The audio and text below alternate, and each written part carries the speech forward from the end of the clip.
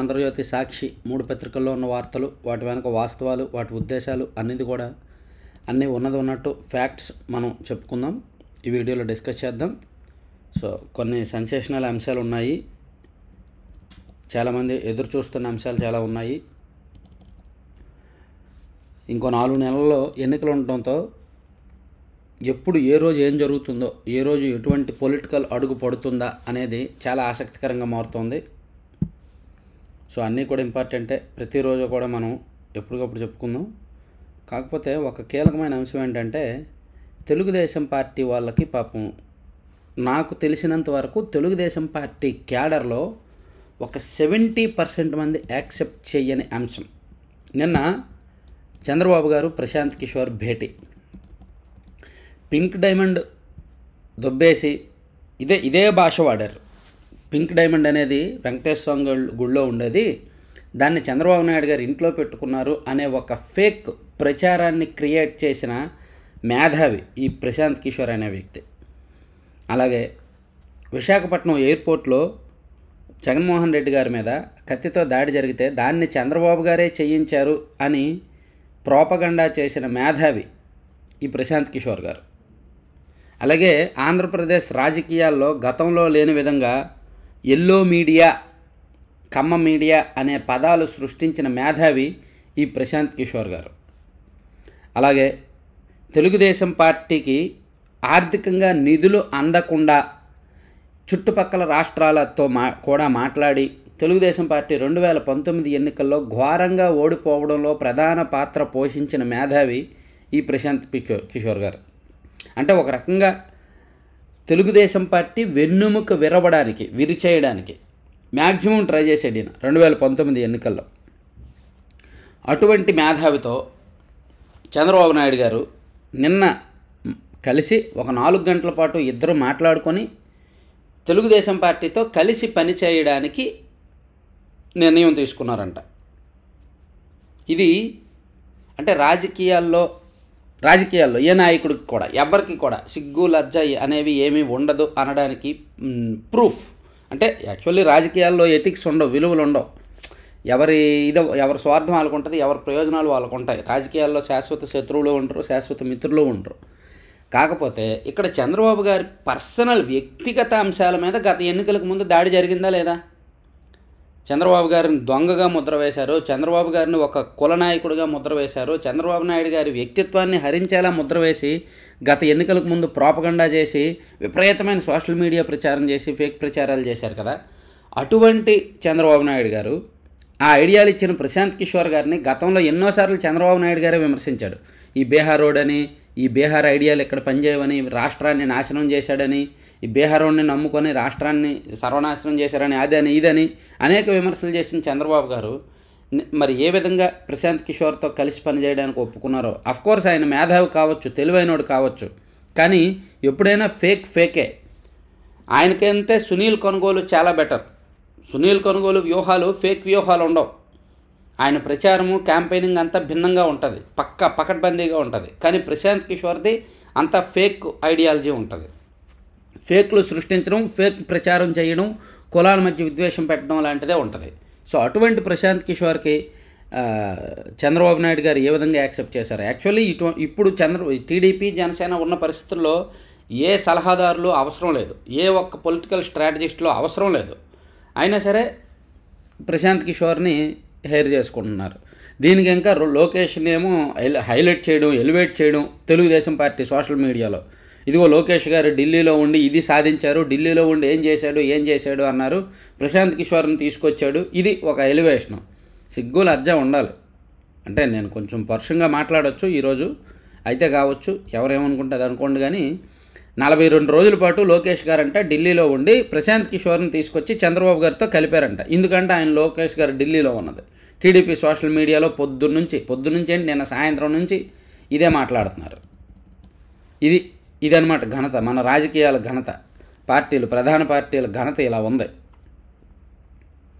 CM గారు చూస్తే అలా, వైసీపీ చూస్తే అలా ఫేక్ రాజకీయాలు, ఇప్పటికీ ఫేక్ రాజకీయాలు. టీడీపీ ఏమో ఫేక్ రాజకీయాల్లోకి దిగడానికి రెడీ అవుతుంది. గెలుపు కోసం గడ్డి తినడం అంటే ఇంతే, గడ్డి తినడానికైనా రెడీ, కానీ మేము గెలవాలి. సో అది ప్రశాంత్ కిషోర్ గారు చంద్రబాబు గారి భేటీ మీద అది అసలు విషయం. మేబీ మీరు యాక్సెప్ట్ చేస్తారా చెయ్యరా అని మన ఛానల్లో కూడా నిన్న అడిగితే చాలామంది మేము యాక్సెప్ట్ చెయ్యము అనే చెప్పారు. నిన్న కామెంట్లు నేను చూసా, మీరు యాక్సెప్ట్ చేస్తారా లేదా, మీ ఉద్దేశం ఏంటి కామెంట్ చేయండి అంటే ప్రశాంత్ కిషోర్ గారు టీడీపీకి అవసరం లేదు అనే చెప్పారు. ఈవెన్ నా ఉద్దేశం కూడా అదే. ప్రశాంత్ కిషోర్ గతంలో ఎన్ని ఫేక్ ప్రచారాలు చేశారో అందరికీ తెలుసు.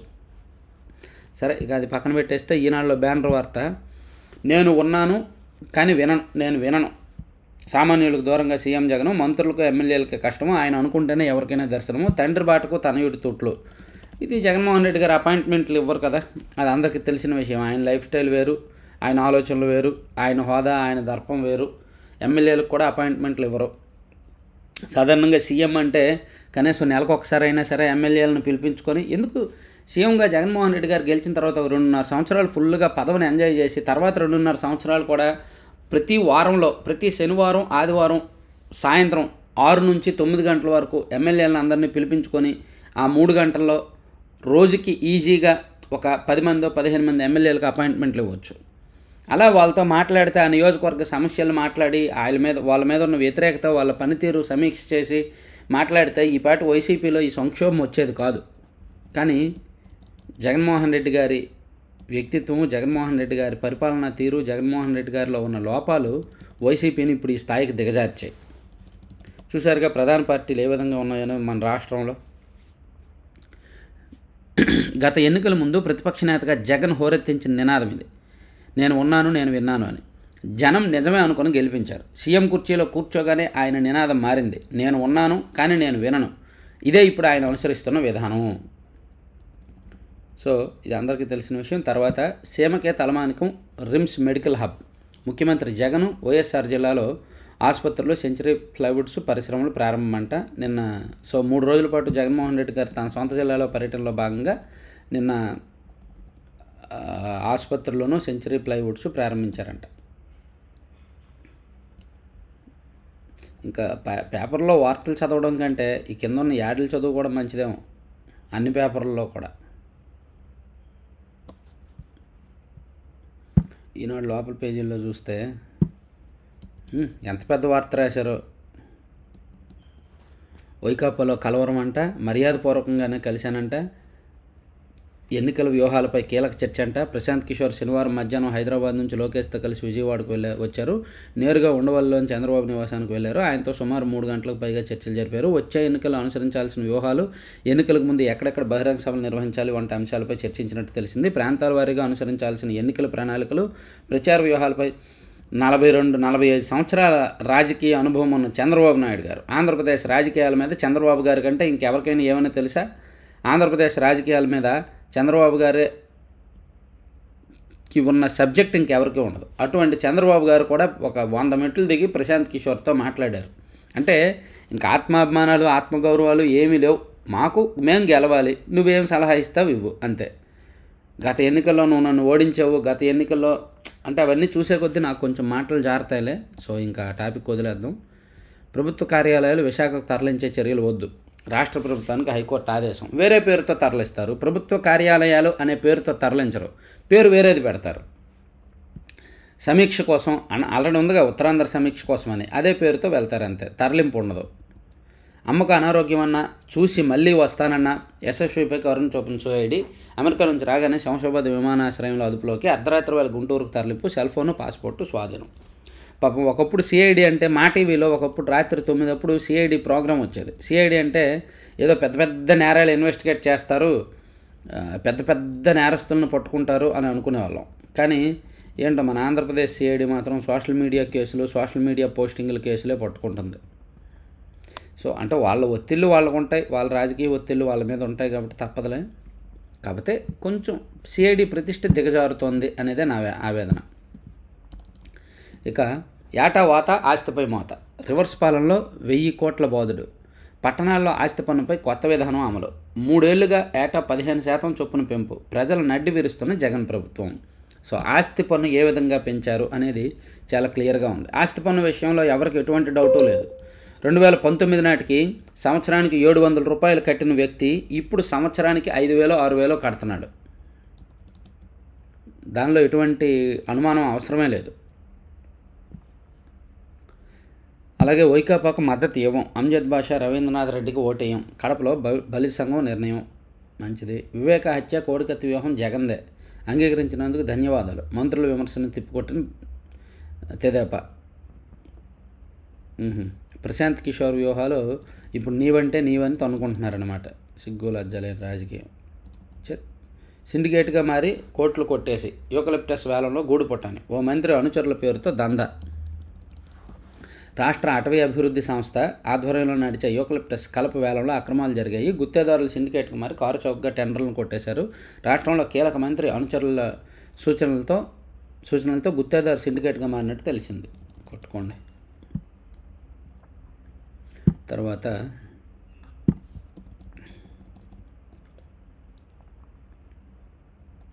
చెప్పారంటే చేయరంటే, చెప్పారంటే చేస్తారంతే అనేది ఒకటి ఉంది కదా జగన్మోహన్ రెడ్డి గారి గురించి, అది రివర్స్లో ఇచ్చారు. చెప్పారంటే చేయరంతే.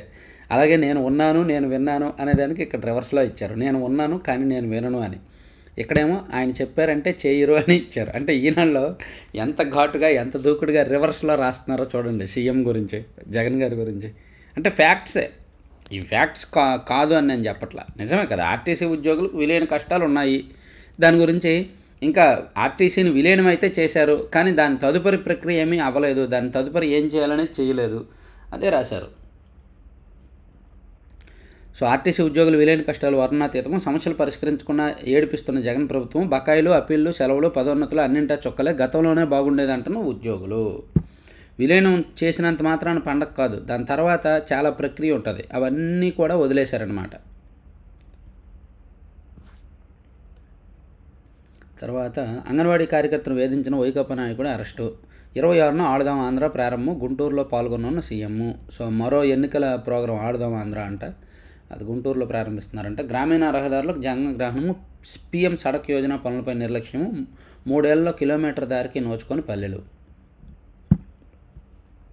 అక్రమాల కోట చంద్రగిరి, అడ్డదారుల గెలుపు కోసం వైకాపా కుటిల యత్నం, ఓటర్ జాబితాలో దారుణమైన అవకతవకలు బోగస్లు, ప్రతిపక్ష పార్టీల సానుభూతిపరుల ఓట్లపై వేటు, 9 నెలల వ్యవధిలో ఏకంగా 1.16 లక్షల దరఖాస్తులు, కొత్తగా ఓటు కోసం అర్జీ పెట్టుకున్నది 6,00,000 మంది.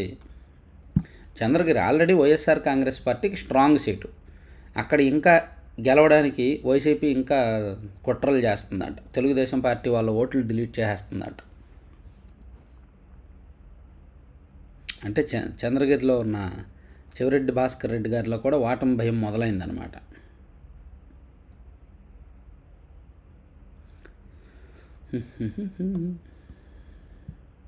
నెక్స్ట్ సాక్షికి వెళ్తే, చిన్న పరిశ్రమ పెద్ద వార్త, బిల్డప్ వార్త. చిన్న పరిశ్రమ అది, కానీ వార్త మాత్రం పెద్ద బిల్డప్ వార్త వస్తుంది.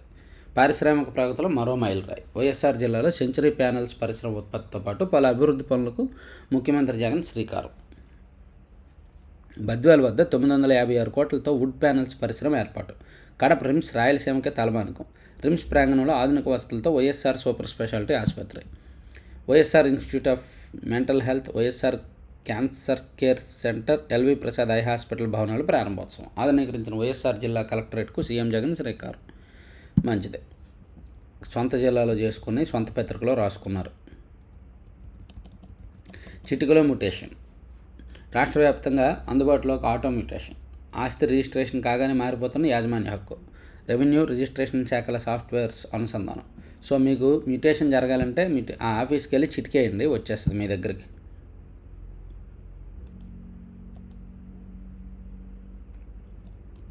కిసాన్ పెద్ద ప్యాక్ ఇప్పుడు లభిస్తోంది 50 రూపాయలకేనంట. చూడండి, అదేదో కొనుక్కోండి. ఈ పత్రిక చదివే కంటే అవి కొనుక్కోవడం మంచిది. ప్రతిభ గల కళాకారులకు అవార్డులు. చంద్రబాబు హయాంలో అనర్హులకి అవార్డులు దక్కాయి, అర్హత సాధించిన కళాకారులకి అవార్డులు ఇవ్వాలని సీఎం జగన్ చెప్పారు. రాష్ట్ర చలనచిత్ర టీవీ నాటకరంగ అభివృద్ధి సంస్థ చైర్మన్ పాసాని గుంటూరులో నంది నాటకోత్సవాలు ప్రారంభం. చంద్రబాబుతో ప్రశాంత్ కిషోర్ సమావేశం, అది వదిలేద్దాం. సమగ్ర ప్రణాళికతో ఎన్నికలు, ప్రజాస్వామ్య స్ఫూర్తి ప్రస్ఫుటించేలా అప్రమత్తతో నిష్పాక్షితో ఎన్నికలు జరగాలి. ఒక్క తప్పు లేకుండా ఓటర్ల జాబితా సిద్ధం చేయండి. ఆల్రెడీ లక్షల తప్పులు ఉన్నాయి, ఇంకా ఒక్క తప్పు లేకుండా ఎలా సిద్ధం చేస్తారు, అది ఇంపాసిబుల్. టీడీపీ అక్రమాలపై చర్యలు తీసుకోండి. ఓటర్ల జాబితాలో భారీ స్థాయిలో అవకతవకలకు పాల్పడుతోంది. అవును, అధికారంలో ఉంది టీడీపీయే కదా, అందుకే వాళ్ళే అక్రమాలకు పాల్పడుతున్నారు. ఎవరిష్టం వాళ్ళది అయిపోయింది. సిగ్గు, లజ్జ, ఆత్మాభిమానం, మర్యాద, మానం అలాంటివి ఏమి ఉండట్లేదు రాజకీయాల్లో కనీసం. కోర్స్ ఉండకపోతే లేదు, కనీసం ప్రజలైనా ఆలోచించాలిగా, ప్రజలకైనా ఉండాలిగా, ప్రజలకు కూడా ఉండట్లా. వ్యూహం మార్చిన పీకే టీడీపీ తరపున పనిచేసేందుకు ఆసక్తి. ఇదే ప్రశాంత్ కిషోర్ని ఇదే ఏబిఎన్ ఆర్కే గారు ఇదే ఆంధ్రజ్యోతిలో చాలా దారుణంగా విమర్శించారు, చాలా దారుణంగా కామెంట్ చేశారు. ప్రశాంత్ కిషోర్ అలాంటోడు ఇలాంటోడు, రాజ్యాంగేతర శక్తి అది ఇదని. కానీ ఇప్పుడు అదే ప్రశాంత్ కిషోర్ని బ్యానర్ వార్తలో వేసి డప్పు కొడుతున్నారు. ఏమనాలి దీన్ని? మీడియాలు కూడా అలాగే తయారయ్యాయి కదా. జనం నాడి గుర్తించే దేశం వైపు అడుగులు, చంద్రబాబుతో 4 గంటల పాటు భేటీ అంట. ఏం కలరింగ్ ఇచ్చారో. ఓహో. జగన్ సర్కారుపై అభిప్రాయాలు వెల్లడి, యువతలో తీవ్ర వ్యతిరేకత, అభివృద్ధిలేమి, బాధుడితో పేద మధ్యతరగతుల ఆగ్రహం, పథకాలు మాత్రమే ఏ పార్టీని గెలిపించలేవు తన ఆలోచనలు పంచుకున్న ప్రశాంత్ కిషోర్.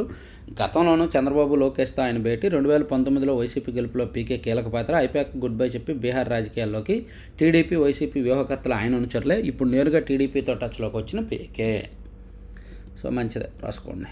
తర్వాత కార్యాలయాలు తరలింపొద్దు, ఇది చెప్పుకున్నాం. దేవుడా కాపాడు. ముఖ్యమంత్రి జగన్మోహన్ రెడ్డిని యేసు ప్రభువుతో పోల్చుతూ ఒక సంస్థ ప్రచారం మొదలుపెట్టింది.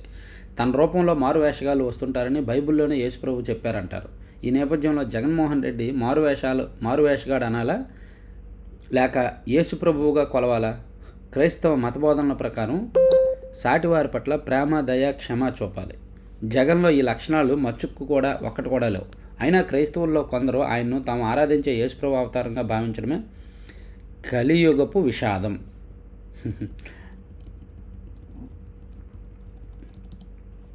టీడీపీ హామీకి జగన్ కాపీ. మహాశక్తి గ్యారంటీతో ముఖ్యమంత్రి కంగారు, ఎన్నికలకు ముందే అమలుకు కసరత్తు, మహిళలకు బస్సుల్లో ఉచిత ప్రయాణంపై దృష్టి, పొరుగు రాష్ట్రాల అమలుపై సీఎంఓ ఆరా, తెలంగాణ ఆర్టీసీ ఎండీతోనూ మాటామంతి, కొత్త ఏడాది లేదా సంక్రాంతిన సీఎం ప్రకటన. ఫిబ్రవరి నుంచి ఉంటాయండి. మనం నిన్న వీడియో చేశాం కదా, ఫిబ్రవరి నుంచి ఆంధ్రప్రదేశ్లో మహిళలకు ఉచిత బస్సు ప్రయాణం అయితే ఉంటుంది. ఇక సర్వేరాళ్ల గలీజ్పై మంత్రి ఇంటూ సీఎం. సర్వేరాళ్ల కొనుగోలులో అక్రమాలపై విచారణకు పెద్దిరెడ్డి పట్టు, బంగారు కొండను మార్చాలంటూ ఒత్తిడి, వసూలు రాజా ఫీడ్బ్యాక్తో గనుడు వెనకోసుకొచ్చిన ముఖ్యమంత్రి. 2 సార్లు మంత్రిపైన బంగారు కొండ ఫిర్యాదు. రివర్స్ గేర్లో అబద్ధాలతో కొత్త స్టోరీ. బంగారు కొండను నిలదీసిన మంత్రి మిథును. చివరకు గనుల శాఖ డైరెక్టర్తోనే విచారణ. పెద్దిరెడ్డి గారు ఏదైనా అనుకుంటే తిరుగులేదు అంటారు, కానీ ఆయనకే మింగుడు పడిన వ్యవహారం ఒకటి సీఎంఓలో జరుగుతోందన్నమాట. పెద్దిరెడ్డి గారు ఆల్మోస్ట్ ప్రభుత్వంలో నెంబర్ 2, ఆయన ఏమనుకుంటే అదే అంటారు, కానీ ఆయనకే మింగుడు పడిన వ్యవహారం జరుగుతోంది ప్రభుత్వంలో. ఆయన ఏం కాదు, పెద్దిరెడ్డి గారు మాట నెగ్గించుకుంటారు, ఎందుకంటే ఎన్నికల టైం కాబట్టి. జాబితా ప్రక్షాళన. వృత్తిలో డబుల్ ఎంట్రీలో ఉండకూడదు. దోషరహిత ఓటర్ల జాబితాతోనే వివాదరహిత ఎన్నికల నిర్వహణలో పారదర్శకత కీలకం, జవాబుదారీతనం, నిష్పక్షపాతం కూడా. పోలింగ్ శాతం తక్కువ ఉన్న చోట్ల ప్రత్యేక స్వీప్. 2వ రోజు సమీక్షలో కేంద్ర బృందం నిర్దేశం.